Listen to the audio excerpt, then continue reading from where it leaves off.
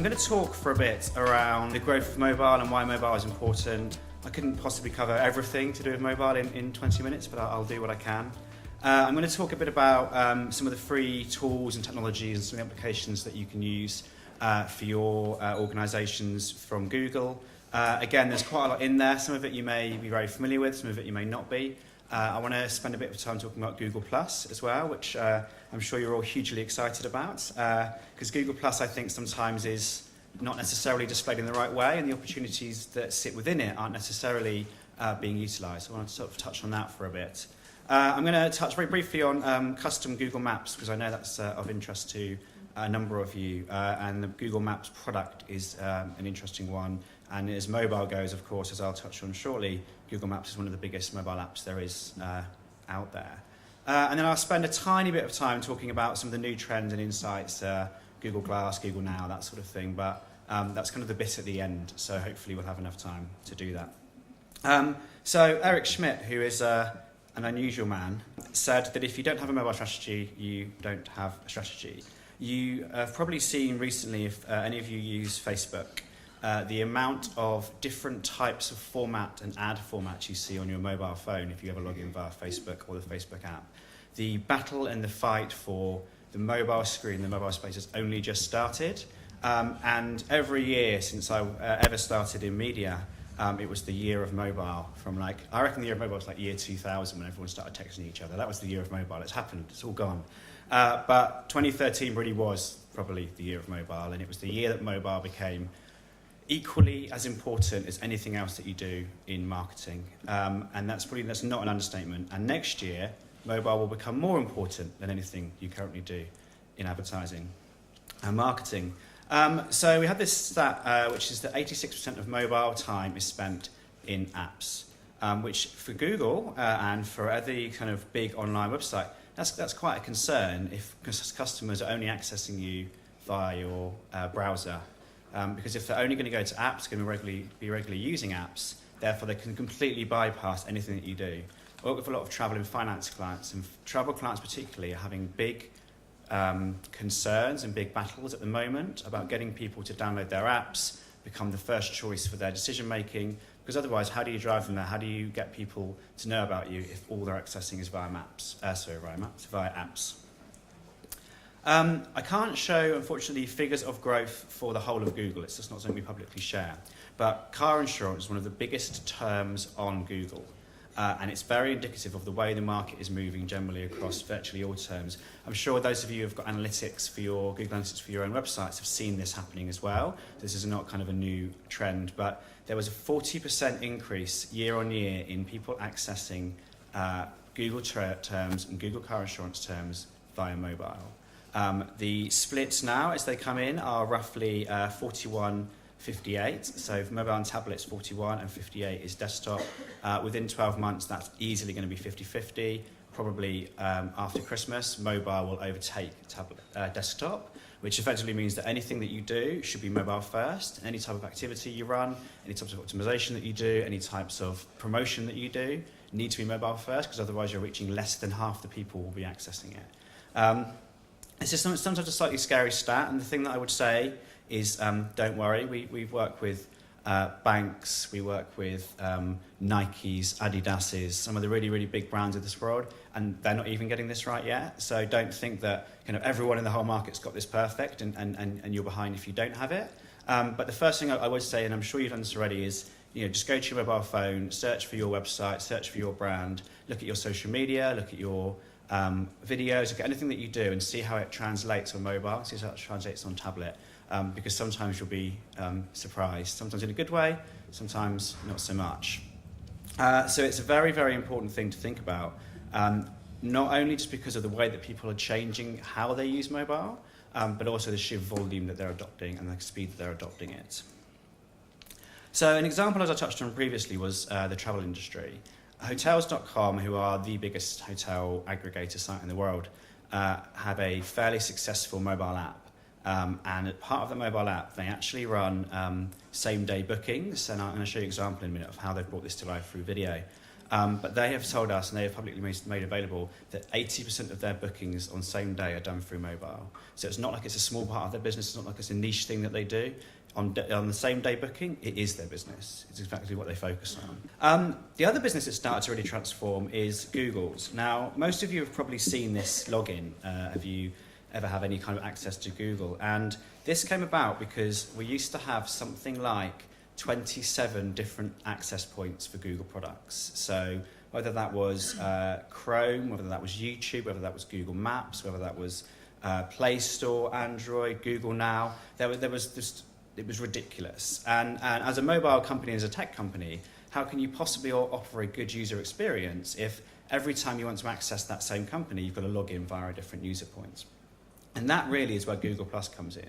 So Google Plus effectively creates a backbone for all of Google's products. So even if you think of it as a kind of social network, it's also effectively a data management point where you can log in, access your information, and then have the same user profile across Google, YouTube, Android, Mail, Chrome, and any of the new stuff that comes out as well. But for a marketeer, this is really important because effectively the same person will actually be exposed to the same information across the 5 platforms. So if I log into Google Plus, or if I log into YouTube and I go to Google, standard Google and search, then Google will know that I'm signed in, and it will surface things like friends that have +1 accounts, things that might think I'm interested in, and Google Plus profiles relevant to what I'm searching. And I'll show an example of that later. So suddenly these sort of 5, 6 disparate pieces of marketing all come together to actually create one unified opportunity. And if you can, and I'll speak about this in more in a second, but if you can make the most of that, actually what it allows you to do is to create much more seamless transitions for your customers and for your clients in terms of how they operate and how they interact with you as a brand. So this actually looks all right on there. This is looking at 2 interesting data sets. So the first one is looking at applications with 100 million more installs. And the second is looking at the top 3 iPhone apps of 2013. And if you look at the apps with 100 million installs, of them, 8 of them, I think, 9 of them are Google apps. So that's quite an exciting proposition, but it's also quite a scary proposition if for each of those you have to log in separately. So again, this is where Google Plus becomes really important, because with one login you can access 9 of the biggest apps there are on the market. What's also interesting, if you spend some time looking at this data, is that half of the installs are games. People obviously clearly love playing lots of games. And the other half are much more utility-based: email, maps, YouTube. So they're much more about actually how you do something, how you find something, how you complete something. And mobile particularly has become much more functional as a product, but also much more simplistic in terms of how people access and how people look. They'll be much less likely to go to 4 or 5 apps to shop around to do something. You'll just go to one app and do the thing that you want to do. So therefore, winning that competition and being in that real estate is really, really important. Because if you're not there, then you're not even in the consideration set anymore. Whereas perhaps in a desktop world, you'd be much more likely to open a new browser, search around and search more. So it becomes much more important, but much more difficult market to have a conversation within. And then the top iPhone apps of last year, I overheard the brilliant presentation previously, and Vine was mentioned. Vine didn't exist 2 years ago, and now it is the 3rd most downloaded app in 2013, so I'm sure that Twitter will be very happy about that. YouTube was the 2nd highest, bigger than Facebook, which is quite exciting from a Google point of view. And then Instagram, Snapchat and Facebook are kind of a little team together there at the bottom. But you can again see the necessity of games, social and application of the really powerful opportunities on mobile. So it's not all about having a wonderfully optimized mobile website. It's also about appearing in those places that you know people are accessing heavily through mobile. So there's 2 data points really for mobile success. One is to make sure that you are optimized with your own kind of owned assets. But the second one is to make sure that what you do on Facebook, what you do on YouTube, what you do on Instagram work on a mobile setting as well, and are accessible via a mobile setting. Very, very long text or very heavy videos, very long videos don't work well on mobile. Think about your own user experiences, what you watch, what you engage with, compared to what you would perhaps watch or engage with on desktop. It becomes a slightly different user journey and different pattern. So that's a very whistle-stop tour on mobile, and it's like my favourite thing to talk about at the moment. We've got like a million things to say. But does anyone have any burning questions? Was the data US or UK? It's UK data. Any others? No? Good. So I'm going to talk a bit now about some of the free technology that you can use and how you can perhaps use it for some of the marketing that you want to do yourselves. Can you just sort of give me a show of hands of who's heard of Google Trends? About half. That's okay. That's cool. So for those of you that haven't heard of Google Trends, it's a fantastic tool. So if you just go to Google and search in Google Trends, or it's trends.google.com, and what it will allow you to do is look at, by country, any search term anyone could ever possibly look for. So I've taken a couple of examples. They're slightly, let's call them flippant examples, unless you're maybe Smirnoff or something. But you can see the example in the application that they can be used for. So it doesn't show you search volume. What it shows you is search index. So it allows you to show you query growth, when the highest number of searches were, whether you can split it by day, and I'll show you an example of that later. You can split it by week, by month, and you can even look at it back over about 7 or 8 years as well. This example is brilliant. So this example is looking at Saturday nights and Sunday mornings. So I've run the term vodka, and on Saturday nights, vodka is one of the most searched for terms. And if you think about it, it must be like vodka cocktails, vodka recipes, I don't know, places to buy cheap vodka. And then on a Sunday, the vodka term falls off a cliff. No one's interested anymore. But everyone's interested in hangovers. So hangover cure requirements go through the roof on a Sunday, which I think is interesting, because you kind of could have guessed that. But seeing it in the data kind of shows that if this sort of trend exists, what other trends are there in your sectors or your markets or your categories? But also have a think about how you'd use that for social media. So if I'm going to take a very strange example, but if you're Alka-Seltzer, and you want to launch a new video promoting your extra strength hangover cure, and you launch it on a Saturday, probably the wrong day to do it. No one's interested. Everyone's interested in going out and getting drunk on Saturdays. However, Sunday morning, 10 o'clock during Hollyoaks, perfect. Like, just do it then, because everyone is online at the moment going, how do I clear my hangover? How do I sort it out? There's a very good free screensaver you can download, which will allow you to show all the top trending trends on Google right now. I've got it on my machine, and it's brilliant and worth doing, because you'll suddenly see how the whole of the UK operates in terms of what it's thinking about. So last night, about 8 o'clock, it was all about Spain versus Chile in the World Cup. Today that's gone completely. This morning it's all about Iraq. Later on this evening it's going to be all about England. But actually, marketers traditionally have not thought in that way, and will traditionally think about when it's good for them, or when they've got a campaign, or you've got a message you want to push out, or your new video is ready, we need to now put it out there. But actually, if you stop and think about Google Trends and think about users and think when would they be interested, or when is the best time to deliver it, the difference in success can be the difference between hugely successful and very, very unsuccessful. We used to do a lot of analysis on social media, and we found lots and lots of branded posts were about 10 a.m. Monday morning, when everyone went back to work, got them approved and posted them. Sunday, Saturday nights, dead. No one ever posted anything, because everyone's off on the weekend. So we decided with a couple of brands to do posts in the weekend twice as successful, because of the competition was a lot lower. It depends on who you are as a brand and what you're trying to do, but just really think about that, and also think about any cultural trends that you may want to talk about or be part of, or discussions you want to be part of. Now this I like a lot. Does anyone remember the game Flappy Birds? Maybe can you show your hand if you do? Yeah, a few people. I got 152 the other day. Although this trend is now over, I'm at the bottom here still looking for it. I'll never give up. So Flappy Birds came about in about the beginning of February. And before that, this game never existed. No one had ever heard of it before. It had no search volume, as you can see. Between the 9th and the 15th of February, pretty much every media company picked it up in the whole world. And its search volume went absolutely through the roof. 2 weeks later, the founder went, I'm a bit scared of this. I don't know what's going on. People keep phoning me up and coming to my house. I'm going to shut it down. And he shut the whole game down, took it offline. It doesn't exist anymore. You can't download it anymore. People were selling their phones on eBay for like prices with the game on. But on Google Trends, we can see that trend exactly. When it came, when it peaked, when it became popular, and when it dropped off. You can do the same thing for dubstep, which if any dubstep fans are out there, I'm afraid it's done now. It's over. It's finished. But it allows you to follow and find out what's coming up, what's popular, and then perhaps there will be trends and things within there that are relevant for your own companies, organisations, charities and brands. I'm not saying dubstep's the right one, but there will be others as well.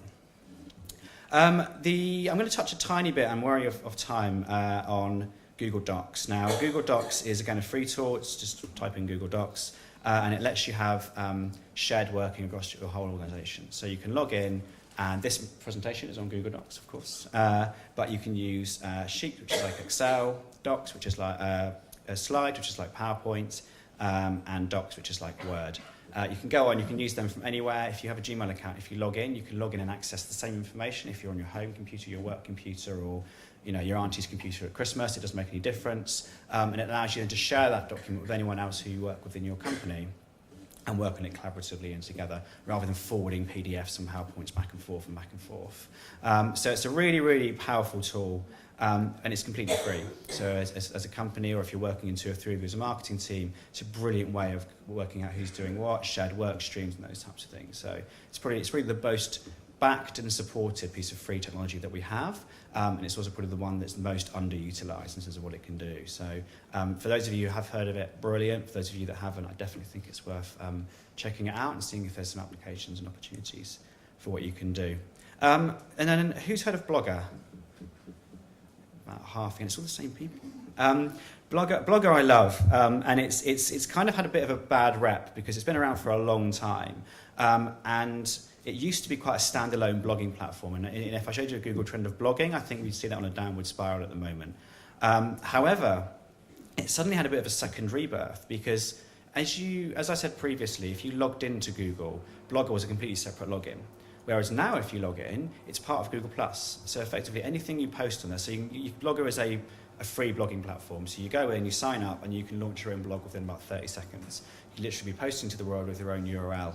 But what it allows you to do now is if you link it to your Google Plus page, anyone who follows you, anyone that you have in circles on Google Plus, anyone that you have any engagement with, instantly see any blog post that you make. So it's a fantastic way of delivering video, image, and word content to anyone who is engaging with you. So the on Google Plus platform stuff's really interesting, but what's even more interesting is that it also has the opportunity to show within Google Search. So I'm hoping some of you guys have seen this. So if you go to Google and you search for a brand or you search for a charity, anyone that has a Google Plus page, this will now appear on the right-hand side. It's entirely free.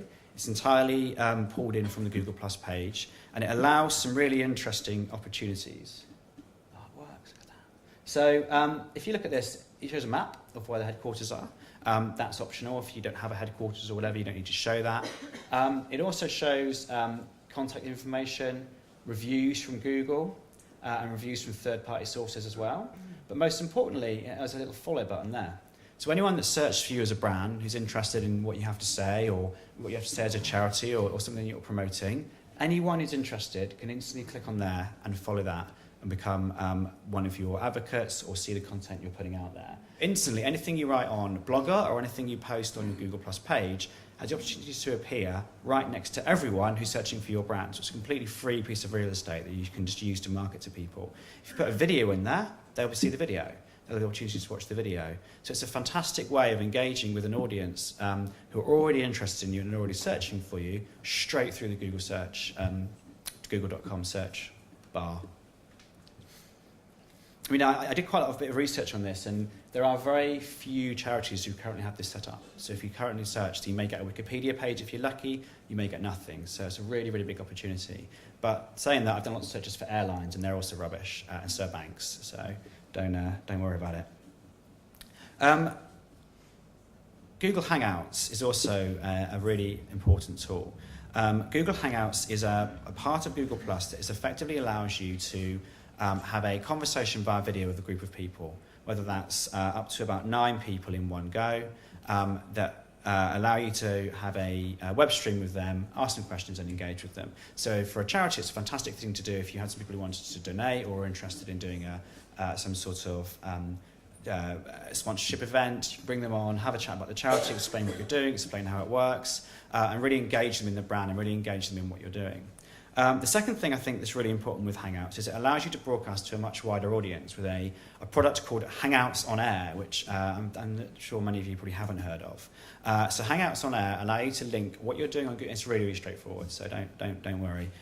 What you link on Google Plus to your YouTube page, and then anything you do via like a one-to-one Hangout over webcam, you can live stream into your YouTube page. So anyone in the world at that point can go in and view it and view what you're live streaming. So it's a fantastic way of using your Facebook page or Twitter page or email database to drive people to your YouTube channel to effectively launch a completely live Hangout on Air with them at that certain time. It can be very, very powerful. Experian did it, and they had 4,000 new followers in 14 days just by holding live Hangouts to talk about credit checking. I mean, how boring is credit checking? If you have something interesting to talk to people about, think how successful it could be. Burberry used this for their fashion shows, so they live stream their fashion shows. And for a 150-year-old fashion branding, I think that's relatively impressive that they've done that. I know I've gone over that quite quickly, but if you're not familiar, definitely worth checking out the videos on YouTube about Google+, and also have a look at Hangouts as well. And then obviously YouTube itself, and I'm probably wary of time here, so I'm probably going to speed up very, very quickly. That your YouTube channel is a fantastic way of engaging with the audience, again, completely for free. So if you don't have a channel, get one. Make sure you sign up, make sure you create some sort of intro video for who you are as a organisation, what you do, and I'm sure that the brilliant presentation before was all about how to produce great videos, so I'm sure you will be able to do that very successfully. And then when you've done that, just be wary of how you can keep the audience engaged. So Jamie Oliver, who is obviously very well known as a TV personality, about a year ago decided to really get involved with YouTube. He launched what's called the Jamie Oliver FoodTube channel, which is his YouTube food channel. And he worked with YouTube partners to launch the channel, a group of guys called Sorted Food. But the work that he does is really interesting. I just want to point out three things. One, top corner, if you go to his channel, he has a big intro message saying who he is, what he does, and what he's offering. And the first thing he tells you is to subscribe to his channel. So if you go there, if you come in via Google search maybe, or if you come in via an app, the first thing he says is subscribe to my channel, subscribe to my channel, subscribe to my channel. Because the minute you subscribe, anyone who then logged into YouTube can see that channel on the right-hand side, can go back to it to find out more. So it's a really important way of engaging with the audience. Second thing is he's probably been on Google Trends, Father's Day, content, he creates Christmas content, Easter content. He finds relevant events and creates content around those events, then talks about that content. So once people are subscribed, they're getting new, fresh content. And the last thing I'll say is he produces these brilliant banner headers for his channel. So if you go to some of the other channels on YouTube, you generally get this little tiny picture at the top here, and nothing, this massive banner space, which really doesn't do the channel justice, doesn't engage people, doesn't get them to come and want to be part of the channel. This is all free. All you do is set up, create your own banner and launch it. But what you can do, and what this often has, is the times that he launches his videos. So it will say new video every Thursday. So people will know that every Thursday, if they come back, they'll see a new video. It's a great way of telling a much longer story and engaging with people on a slightly longer basis, especially if you have regular contributors or regular followers, regular fans. A couple more things, and I'll leave it, I think, because I don't want to go on all afternoon, although I possibly could. So custom Google Maps are a really interesting way to bring to life your own website, but using Google technology. So I'm sure you've all used Google Maps. I don't need to go into that very much. But effectively, what you're able to do is to create your own version of that map, showing the highlights and the pinpoints and the pieces of the map you want to show. So it might be your headquarters. It might be where you're holding a charity event. It might be if you have stores or branches, wherever any of those are, you can create that as a custom map and embed it straight into your website without having to do anything else. So again, a really, really nice way of engaging people. And if you think about the Google Maps application on mobile, you can create that. They can access that straight from the mobile, press search, find out where you are and go there on their phone. And then the last thing was some new trends and insights. Has anyone got a Chromecast? Yeah, Chromecasts launched around Christmas and allow you to stream anything from your mobile straight into your TV. And that's probably all I can say on Chromecast because I haven't got enough time. But I will finish with this, which is my favourite example of a Google trend. So there's an American insurance company called Geico, who no one's ever heard of. Has anyone heard of this before I tell it? one person. It's brilliant. They had a massive issue, which I'm sure some of you guys will have, is that they always say all of our traffic comes on like Mondays and Tuesdays, right? By Wednesday, no one's interested anymore. Everyone wants insurance Mondays and Tuesdays. And if you look at the blue line at the bottom, that is what they used to have in terms of search trends for their brand over a week period. And you can see, look, Monday, Tuesday, really big. Wednesday, we're rubbish. So they thought, how can we use video? How can we solve this problem? And they created possibly my favourite video, no, definitely my favourite video on YouTube. Day it is. Guess what day it is? Huh? Anybody? Julie, hey, guess what day it is? Oh, come on, I know you can hear me. Mike. What day is it, Mike? Leslie, guess what today is? It's hump day. Woo-hoo! Ronnie, how happy are folks who save hundreds of dollars switching to Geico? I'd say happier than a camel on Wednesday. Hump day! Get happy. Yeah. Get Geico. 15 minutes could save you 15% or more. They did, to my knowledge, they did nothing else. And the result is that that is now their highest traffic day on Wednesdays. Because everyone loves the video. Every Wednesday you go, oh, it's hump day, we need to go and see the hump day camel. Go and watch the camel, Geico gets them and start lifting traffic. So as a way of using video, it's fantastic. And I think I will leave it there.